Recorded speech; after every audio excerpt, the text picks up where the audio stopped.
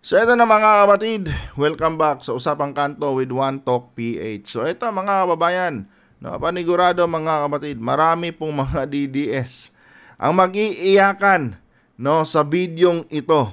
Dahil mga kababayan, ito na po ang Ito na po yung pinakasolidong ebidensya mga kababayan kung bakit na-commit po ni former President Duterte yung tinatawag natin na crimes against humanity. At ito na rin mga kapatid ang tawag dito ebidensya ng ating dating Pangulong Duterte mga kababayan habang siya po ay nanunungkulan sa ating bansa bilang presidente ay under pala mga kapatid sa impluwensya ng illegal na droga. And panigurado mga kababayan, itong mga DDS, itong mga alipores ni Digong talagang magre-react dito mga kapatid. Pero mismong si Digong na mga kababayan ang umamin dito sa nasabing video. Ngayon lumiliwanag na mga kapatid kung bakit mahigit 30,000 Filipinos po ang nasawi noong administrasyon ni former President Duterte. Pero bago tayo magpatuloy mga kapatid, huwag niyo po sanang kalimutan na i-like ang ating video mga kababayan para i-share pa po ni YouTube sa iba pang hindi pa nakakapanood. So eto mga kapatid, panoorin muna natin itong nasabing interview noon ni Tatay Digong nyo dito kay Miss Lucy Cruz Valdez at bigyan po natin ng ating personal na opinion at reaction. Yung pag-inom nyo ng fentanyl, sabi ng mga doktor, overdose na yung pag-inom ninyo. Correct. At Eto mga kababayan, kinumpronta po ni Miss Lucy Cruz Valdez mga kapatid si former President Duterte. Sabi niya, yung paggamit nyo Mr. President ng fentanyl ay overdose na di umano ayon sa mga doktor. Ito naman si former President Duterte mga kapatid, kinumpirma niya. Tama. Overdose na yung paggamit ko ng fentanyl. Sa mga hindi nakakaalam, mga kapatid, ang fentanyl po ay isang uri ng illegal na droga. Pero ewan ko ba mga kababayan kung bakit itong si former President Duterte ay hinayaan pong gumamit nito mga kapatid. 'Di ba? So, I think mga kababayan, merong problema. Meron na talagang problema noong kapanahunan ni former President Duterte dahil nagiging legal ito mga kapatid sa dating presidente. Itong kanyang paggamit ng fentanyl. And eto, pati yung mga eksperto, pati yung mga doktor, nakita nila mga kababayan na sobrang lulong si Digong sa paggamit ng fentanyl dahil na-overdose na nga daw siya mga kapatid. And itong fentanyl, dahil ito ay droga mga kababayan, panigurado, nakaka-apekto ito mga kapatid sa pag-iisip ni former President Duterte. Kung kaya't naman mga kababayan, sa tingin ko mga kapatid, ito talaga ang pinakaugat doon mga kababayan sa tawag nito, doon sa crimes against humanity, na kaso ni Tatay Digong nyo. Kasi kung nasa katinuan sana si former President Duterte mga kapatid, kung hindi sana siya nagtitake ng illegal na droga, hindi sana mga kababayan, yung mga kababayan nating mahigit 30,000 ay buhay pa sana ngayon. Pero dahil mga kabatid, sa pagiging lulong ni Digong sa ipinagbabawal na gamot, at sinabayan pa ng kanyang pagiging criminal minds, mga kababayan, ang naging resulta po mga kabatid ay massive killing po sa ating mga kababayan. At doon na nga po mga kababayan, napatunayan natin na walang hustisya under Duterte administration. So eto ngayon mga kababayan, ewan ko lang pero sa tingin ko mga kabatid, kung gagamitin ito laban sa ICC, itong tawag nito, itong pag-amin ni Digong dito, naniniwala ako mga kababayan na mas lalong mapatibay yung kaso laban kay Tatay Digong nyo mga kabatid. Ewan ko lang kung pwedeng i-consider ito ng ICC mga kababayan dahil eto mga kabatid, magko-connect talaga ito doon sa EJK na nangyari mga kababayan under Duterte administration dahil simpleng-simple lang ang lohika dito mga kabatid. Kapag ang isang tao ay under sa impluwensya ng droga, hindi po talaga nakakapag-isip ng maayos. Kung kaya't mga kababayan, meron nangyaring massive killings sa ating bansa. no? Dahil sa impluwensya ng ipinagbabawal na gamot, mga kapatid, na tinitake ni Duterte, ang resulta, mga kababayan, patayan dito, patayan doon, gurguran dito, gurguran doon. Oh, kaya sana, no, ikonsidera ito ng ICC para mabaon na po sana sa or mabulok na sa kulungan niya si Digong, mga kapatid, dyan po sa Dahig. Tuloy. Ng fentanyl. Sabi ng mga doktor, overdose na yung pag-inom ninyo. Correct. At nakaka-addict na nga raw. At Correct. kayo raw ang number 1 drug addict. Correct. Oh, di ba? Siya daw, not sabi ni Lucy Cruz Valdez ito, mga kapatid. Kayo daw po, Mr. President, ang number 1 drug addict. O sabi ni Digong, correct. Oh. So mga kababayan, dito natin makikita, mga kapatid, no, na yung ginawa ni Duterte, mga kababayan, sa ating mga kababayan, mga Pilipino, na allegedly, no, gumagamit ng illegal na droga na hindi na kung saan hindi naman napatunayan sa korte dahil basta-basta nilang pinaslaughter ni Digong dyan, mga kapatid, sila po talaga ay napagtripan lang, mga kapatid, ni former President Duterte. No, matibay po itong ebidensya, mga kababayan, dahil mismong si Digong na ang umamin, mga kapatid, na siya po ay isang bangag na presidente, no, during sa kanyang termino. Dahil nga dito, mga kababayan, sa kanyang paggamit at pagkalulong, no, sa droga na fentanyl. 'Di ba? Subukan nyo, mga kapatid, gumamit ng fentanyl, no? Ewan ko lang kung hindi kayo dadamputin ng mga pulis. So dito pa lang may malaking katanungan na, mga kababayan. Bakit si Duterte hinayaang gumamit ng fentanyl? Bakit pag ordinaryong tao ang gagamit ng fentanyl, bakit kailangan silang ikulong? Oh, simple lang, mga kapatid, ang logic dyan. Dahil ang fentanyl, mga kababayan, ay isang illegal na droga. Oh, pero dahil nasa posisyon si Duterte, mga kapatid, na kung saan siya po ang pinakamakapangyarihang tao noong administrasyon niya, walang sino man, mga kababayan, ang pwedeng sumita sa kanya. So literal, mga kapatid, na trip-trip lang po yung ginawa noon ni former President Duterte. 'Di ba? At isa pa, mga kababayan, magko-connect talaga no? Lulong si Digong sa ipinagbabawal na droga, mga kapatid. Tapos yung kanyang best friend, no, at economic advisor na si Michael Yang ay isang big time drug lord. Oh. And idagdag pa natin yung revelasyon ni Trillanes, mga kapatid, na si Tatay Digong nyo ay kumikita buwan-buwan, no, ng bilyones or milyones galing sa illegal na droga. Yun, mga kababayan, kung pagbabasihan po natin itong interview ni Digong kay Miss Lucy Cruz Valdez, mga kapatid, magko-connecta po lahat. No? Magko-connecta po lahat, mga kababayan. Sa madaling sabi, mga kapatid, no, si Digong talaga ang utak, mga kababayan, no, ng droga dito sa bansang Pilipinas. Dahil siya mismo, mga kapatid, lulong po sa ipinagbabawal na droga. Oh. Kung meron mga presidente, mga kababayan, no, na pwedeng sampahan ng betrayal of public trust, mga kapatid, si Tatay Digong nyo na po yun. No? Si Tatay Digong nyo na po yun.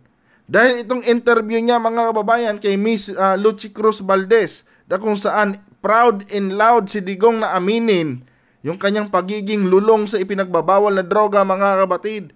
Mga kababayan, hindi po natin pwedeng sabihin na humor-humor lang ito ni Duterte. Dahil confirmed, mga kapatid, no, na gumagamit siya ng tawag nito ng fentanyl. At ang katwiran nila, mga kababayan, for medication daw ang purpose ng paggamit ni Digong ng fentanyl. Pero yung mga doktor mismo, mga kapatid, yung mga eksperto mismo, nakikita nila, nakumpirma nila, mga kababayan, na overdose na ang pagtitake ni Digong ng fentanyl. Oh. And maging si Digong, inamin niya, mga kapatid, inamin niya na overdose na. At inamin din niya na number 1 siyang addict, mga kababayan, sa bansang Pilipinas during his time, mga kapatid, bilang presidente ng bansa natin. Oh. So nagtataka ako sa mga DDS kung bakit mga kababayan, no?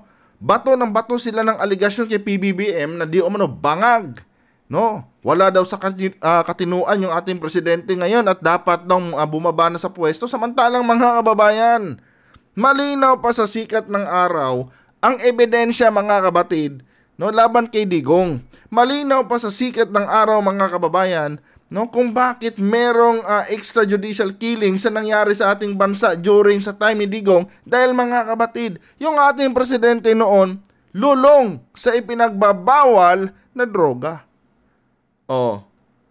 And during his time mga kababayan, tuloy-tuloy nadang illegal na droga ang pinapasok ni Michael Yang sa bansang Pilipinas.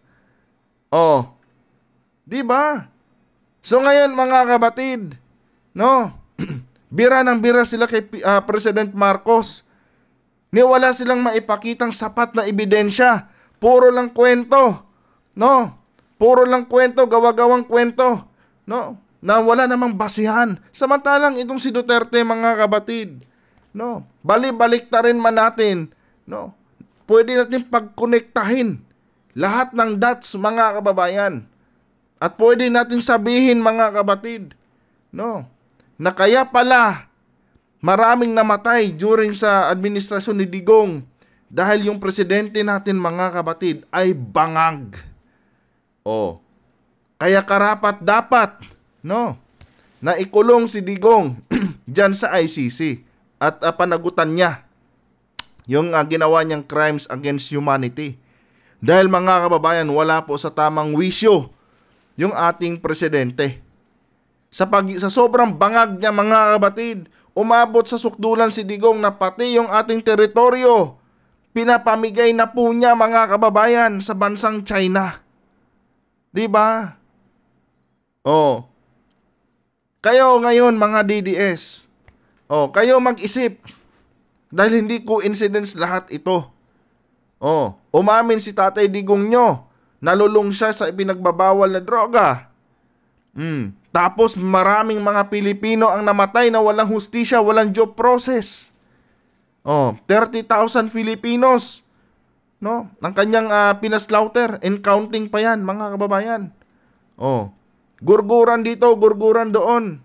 Paano naging safe ang panahon ni Digong noon? Kung araw-araw mga kababayan, mismong mga pulis natin ang gumugurgur sa ating mga kababayan na wala namang sapat na ebidensya. Sasabihin nyo, safe ang Pilipinas sa panahon ni Digong? Paano naging safe? No, kung araw-araw naman may patayan. Di ba? At eto pa, during sa time ni Digong, naka-magnetic lifter na, no? Yung mga illegal na droga na nasabat ng Bureau of Custom or ng PDEA. Yan ba mga kabatid? Coincidence lang? O talagang may pinag-ugatan? At ano ang pinag-ugatan? Yung ating presidente na bangag, no? Yung ating dating presidente na bangag mga kababayan. Hindi nila pwedeng sabihin, nagbibiro lang yan si Tatay Digong. Hindi nila pwedeng ikatwiran yan mga kabatid dahil kumpirmado, no, na gumagamit si Digong ng fentanyl. Eto mga kabatid, luma na po itong video na ito. Kaya ako na i-content to mga kababayan dahil napaisip talaga ako, no, habang noong napanood ko to. Dahil viral nga to ngayon mga kababayan sa Facebook at sa TikTok, itong interview na ito ni Digong. Kaya napag-connect ko yung mga dots mga kabatid, no? Adik ang presidente. So sobrang lulong ng presidente natin sa pinagbabawal na droga, pinagtripan niya ang buhay ng mga Pilipino, no? Gurguran dito, gurguran doon. Pangatlo mga kababayan, meron siyang kaibigan na isang drug lord, big time drug lord sa Asia mga kabatid, na si Michael Yang. Tapos lumabas ang balita na kumikickback si Digong sa mga transaksyon ni Michael Yang sa droga dito sa Pilipinas. Yan mga kapatid. No, yan yung mga napag-connect ko kanina. Kaya naman pala, no, napariwara ang bansa natin. 'Di ba? Dahil yung presidente natin noon, literal na bangag mga kababayan. At yan po ang literal mga kapatid na dapat sampahan ng betrayal of public trust. No? It so happen lang na noong napupo si Duterte mga kapatid, hindi pa gaano gamit ng mga Pilipino ang social media. Unlike ngayon mga kababayan na bawat galaw mo, pwede kang ma-social media at pwede kang mag-viral. Kung noon sana mga kababayan, ganito na kaputok ang social media, nako mga kapatid, baka hindi natapos ni former President Duterte yung kanyang termino. Oh. 'Di ba? So kayo mga DDS, paano nyo ito didipinsahan ngayon? Oh. Mismong Tatay Digong nyo ang umamin na siya ay literal na adik. Oh, siya ay literal na bangag. Oh, hindi humor to. Dahil merong naging epekto sa bansa natin yung pagiging pagiging lango niya sa fentanyl. Oh. 'Di ba mga kapatid? Kaya mag-isip-isip kayo. Minsan tanungin nyo rin, kay mga DDS supporters kayo, tanungin nyo rin yung sarili nyo. Talaga ba? Oh. Totoo ba talaga to na gumagamit si Tatay Digong ng fentanyl? Oh, talaga makikita nyo ang sagot. Dahil mismong si Digong, kinumpirma niya yan. Mismong mga anak ni Digong, kinumpirma nila na gumagamit ng fentanyl si former President Duterte para pampakalma di umano sa kanyang sakit. Pero mga kababayan, overdose na nga no? Ibig sabihin mga kapatid, hindi na ginagamit ni Digong yung fentanyl for medication. Ginagamit na niyang pangbisyo. Dumarating na siya sa punto na sobrang high na siya. Na hindi na siya nakakapag-isip ng tama. Oh, kaya ang nangyari mga kababayan,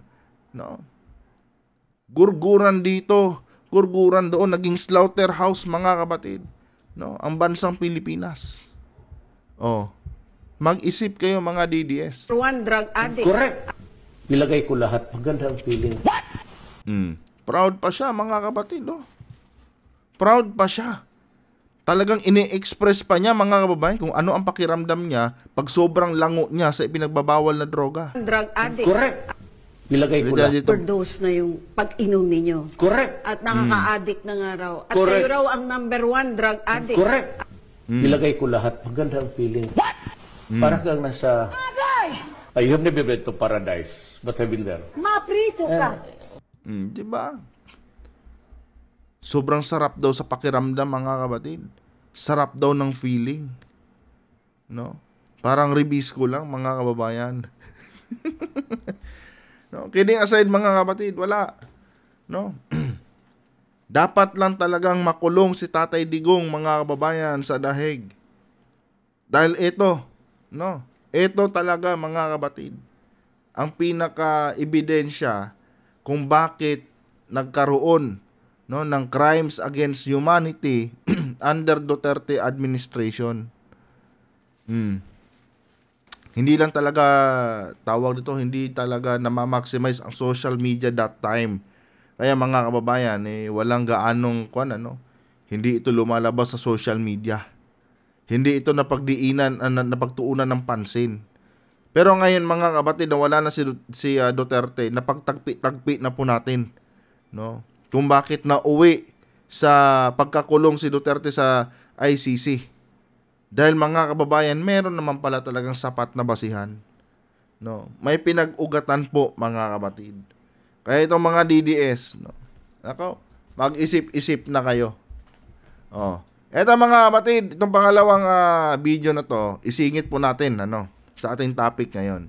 Dahil mga kababayan, marami din pong mga, alam mo yun, yung mga DDS mga kapatid, syempre, alam naman natin, na majority sa mga DDS ay mga Bisaya. Pasintabi po sa mga Bisayang hindi po DDS Pero majority po mga kababayan sa mga DDS, mga siguro sabihin lang natin 95% sa mga DDS ay mga Bisaya. And alam naman natin na mga illiterate itong mga Bisaya nating kababayan na mga DDS. So ngayon mga kapatid, ito daw pong Bukana Bridge na ito, ay kiniklaim daw ngayon ni PBBM. 'Di ba? kinukutsa nila ang administrasyon ngayon, mga kababayan, dahil ninanakaw daw ni PBBM yung credits, mga kababayan, no, dito sa Bukana Bridge na binuksan na po para sa publiko, no, at pwede na pong daanan. So, tinignan ko tong video na to dahil kung ano-ano ng spekulasyon, mga kapatid, ang kumakalat sa internet, no, at lahat po fake news.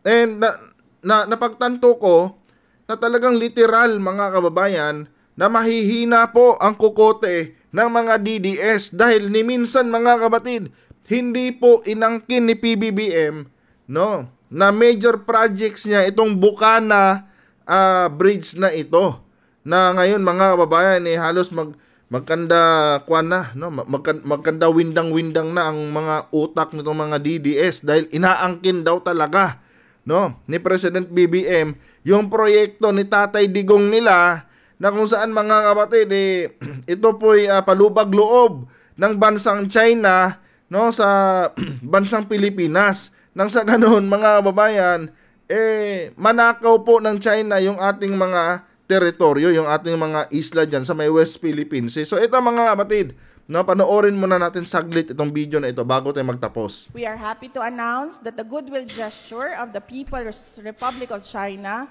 for committing to donate the 1.5 billion peso construction of the bridge. So there is another bridge coming.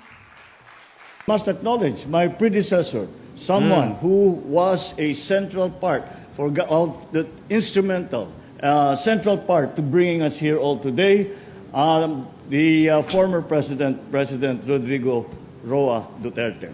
So dito, mga babayan, noong 2023, no, inacknowledge po ni PBBM, mga kapatid, na itong Bukana Bridge na ito ay proyekto po ng Duterte administration.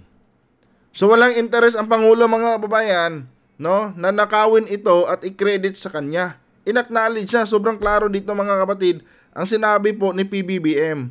And ito, mga kababayan, sa pinaka-latest po na interview ni PBBM, ito po yung pinagpiestahan ngayon ng mga DDS, mga kapatid.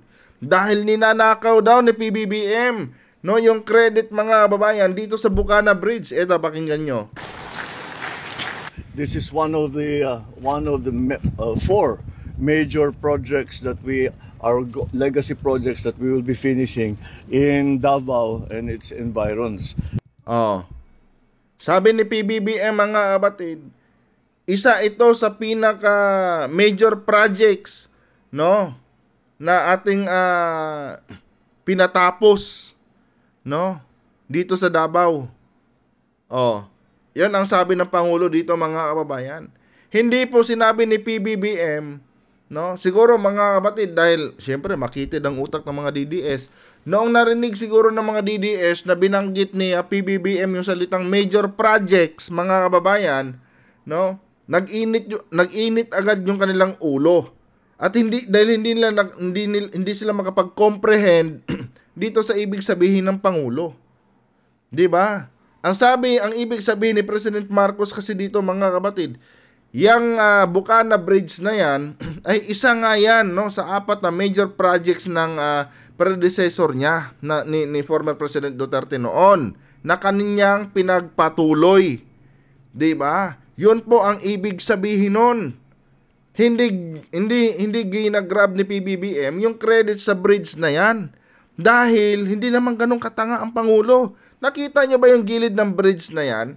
No? Na kung saan meron pang flag ng China at flag ng Pilipinas na ano ba yun? May mga friendship na nakalagay doon. 'Di ba? Doon pa lang klarong-klaro na, mga kapatid, na yung proyekto na yan galing yan sa Duterte admin. At walang interes ang Pangulo, no, na i-grab yung credits niyan. Dahil noong 2023 pa lang, sabi ng Presidente Marcos, no, ni-recognize ng Presidente Marcos yung proyekto na yan. At isa pa, hindi pro-China ang Marcos administration. Pero itong mga DDS, mga kapatid, ginagawang issue itong pinakahuling interview ni PBBM, no? Pero ito lang, mga DDS, ito, pakinggan nyo. No? Dito nyo lang yata sa akin maririnig to. Oh.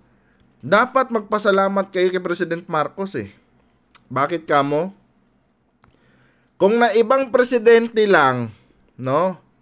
Yung naupo at hindi si President BBM, panigurado itong mga legacy project ni Digong, no? Na naiwan at hindi pa naipatayo, panigurado hindi na talaga maipapatayo to kung hindi si President Marcos, no, yung naging presidente sa Pilipinas. Pasalamat kayo, no, na si President Marcos yung naupong presidente dahil yung mga legacy project ni Digong, no, kasi 'di ba yan yung pinuputok ng butsi nyo. Dahil lumabas sa dila ni PBBM yung word na major projects at legacy projects, no? 'Di ba yung pinuputok ng butsi nyo? Dahil ang akala nyo, sa sobrang kitid ng utak nyo, ang akala nyo, ginagrab ng presidente yung mga proyekto na yan. Oh, pero eto lang, no? Sana bumaon ito sa mga utak ninyo, mga pulpul kayo, mga hinayupa kayo. Kung hindi si Marcos ang naging presidente, panigurado hindi na itayo yung mga proyekto na yan. Oh, tingnan nyo sa panahon ni Marcos Sr. Oh. Yung mga power plant, no, yung Bataan nuclear plant natin. Imbis na makakatulong yun sa taong bayan, anong ginawa ng sumunod na administrasyon? Oh, tinabla. Oh. Kasi yun yung nagiging practice ng mga ng mga political party dito sa ating bansa eh. No? Yung mga magagandang proyekto ng nakaraang administrasyon, dahil kalaban nila sa administrasyon yung kalaban nila sa politika yung dating nagpagawa ng proyekto na yan, tatablahin nila ngayon. Pero ibahin nyo si Marcos. Sa kabila ng girian nila, no, dito sa pamilyang Duterte, ni minsan mga kababayan, hindi niya sinakripisyo yung mga proyekto ng nakaraang administrasyon na kung saan beneficial naman mga kapatid sa mga kababayan natin mga Pilipino. Oh. Kung kung tuso lang si PBBM, mga kapatid, yung proyektong yan wala na, kinansila na yan mga kapatid, matagal na. Kailan na ba binild yan? Sinimulan ng 2023 mga kababayan 2023 technically mga kapatid, itinayo yan during Marcos administration na at natapos itong 2025. Oh. May kapangyarihan sana si PBBM, no? Natablahin niyang proyekto na yan at yung pondo niyan ilagay na lang sa kanyang mga major infrastructure project. Pero hindi ginawa ng presidente yan, no? Itinuloy pa rin niya yan. Kaya na itayo yan. Oh, yung Kabagan Bridge. Oh. Kailan na ba natapos yun? Duterte projects din yun. Oh. Pero naipatayo din. Kanya nga lang, kung sino mang nagplano nung tulay na yon, palpak. Kung sino man yung engineer ni Digong noon, palpak. Oh. 'Di ba? Yan ang isipin nyo. Hindi na nakawin ni PBBM yung mga proyektong yan ni Digong. Unang-una, hindi siya pro-China eh. Bakit magbe-benefits ang presidente, no, sa foreign aid ng isang bansa na magnanakaw sa ating teritoryo? Galit nga si PBBM sa ginagawa ng China eh, na inaangkin yung ating teritoryo eh. Tapos ngayon, no, igagrab niya yung credits dito sa palubag loob ng China sa Pilipinas. Oh, alam niyo ba mga kababayan, itong mga legacy projects na ito ni Digong na di umano'y tulong ng China lang sa Pilipinas, mga kapatid, isla at teritoryo ng Pilipinas ang kapalit niyan. Baka hindi nyo naiintindihan, no? Teritoryo ng Pilipinas ang kapalit niyan. Oh. Binubudol lang tayo ng bansang China, mga kababayan. Tapos itong mga DDS, sobrang kitid ng kanilang mga utak, mga kababayan. Ninanakaw daw ni PBBM yung nasabing proyekto. Binanggit lang yung major projects at legacy project na word, mga kapatid. Ang akala nila, inaangkin na ng Presidente Marcos yung nasabing proyekto na yan. Diba? Ganon kakitid ang utak, mga kababayan. nito mga kababayan natin mga DDS. Ay nako. Anyway mga kapatid, maraming salamat po Sana po patuloy niyo akong suportahan dito sa ating YouTube channel and tuloy-tuloy na rin naman ng mga kapatid yung ating pag-upload dito. Huwag kalimutan mga kababayan na mag-comment ng inyong personal na opinion. And uulitin ko uli mga kapatid, lahat ng aking sinasabi dito ay personal ko lamang na opinion.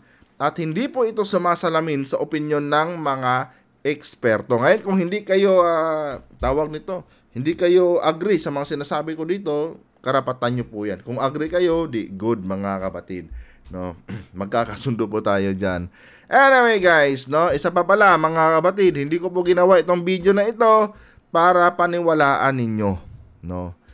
Masundin nyo mga kababayan yung inyong mga instinct, yung mga pansarili nyong analyzation, kasi yun po ang tama mga kapatid. Hindi ko ginawa ito para impluwensyahan kayo at paniwalaan nyo lahat ng sinasabi ko dito. Hanggang dito na lang mga kapatid, and pasensya na kayo at medyo may lagnat po tayo mga kababayan.